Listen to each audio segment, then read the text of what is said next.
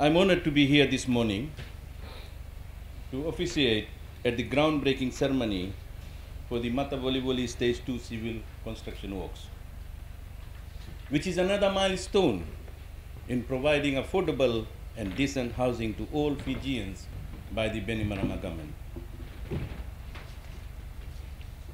Today's ceremony is the fourth housing program to be launched by government through my ministry in the past few months. This demonstrates our concerns, plans, and commitment in ensuring the provisions of decent and affordable housing in the line with the rights to housing and sanitation. Our government is committed to the universal norm that housing is a basic human right. We are committed in providing that human right to all the Fijians and across our islands.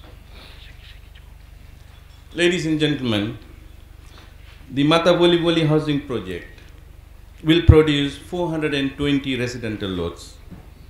The first 250 lots will be ready by the end of this year, and the remaining 170 lots is expected in 2016.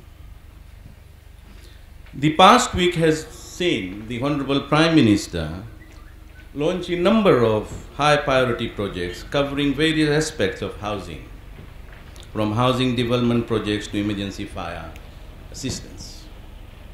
I launched our new housing project in Sabu Sabu on Monday. While on my tour to Northern, I have also identified areas for potential development in Lambasa for housing projects. Over coming months, this government will deliver on the high demand for housing. Around the country, various housing projects already launched will gradually reduce the housing demand. This housing project will generate multiplier effects in terms of more employment opportunities for our workforce. It will also increase commercial transactions in the hardware and financial institution during the civil and building construction phase. I acknowledge the contractor, Non-Civil Contracting Limited, for taking up the civil construction works for this project. Ladies and gentlemen, I will re-emphasize the remarks of the Honorable Prime Minister when opening the new housing units in Langi Langi Housing Project on Wednesday last week.